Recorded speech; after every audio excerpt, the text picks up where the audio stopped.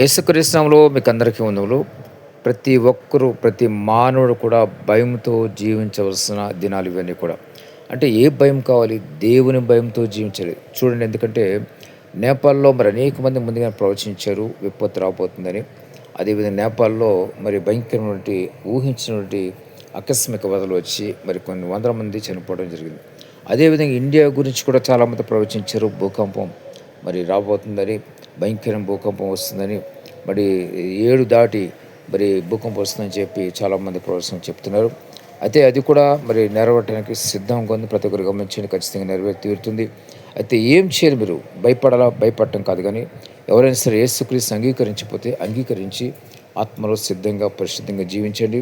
మీరు ఒకవేళ మరణిస్తే గనక పరలోక రాజ్యానికి చేరుకుంటారు. అలా కాకుండా నాకెందుకులే ఇదొక మతం అనుకుంటే గనక మీకు మీరే మోసపోతారు. కాబట్టి ప్రతి ఒక్కరు గమనించండి, యేసుక్రీస్తుని అంగీకరించి మీ పాపాలను యేసు రక్తంలో కడుక్కోండి. మీరు దేవుని దగ్గర ఒప్పుకొని విడిచిపెట్టండి. హృదయవంతరములో పశ్చాత్తాపం కలిగి చేసిన తప్పులు పాపాలు అవుతాయి. లేని యెడల మరి నిత్య నరకంలో మీరు కాలిపోవాల్సిందే. ఒకవేళ మీరు సిద్ధంగా, పరిశుద్ధంగా ఉంటే గనక, ఒకవేళ విపత్తు వస్తే గనక, అందులో ఒకవేళ మీరు పొరపాటున ఒకవేళ మరణిస్తే గనక దేవుని దగ్గర చేరుకుంటారు. లేని యెడల యుగయుగములు మంచిన అగ్నిగుండంలో మీరు వేయబడతారు. దేవుడి మాటను దీవించును గాక. ఆమేన్.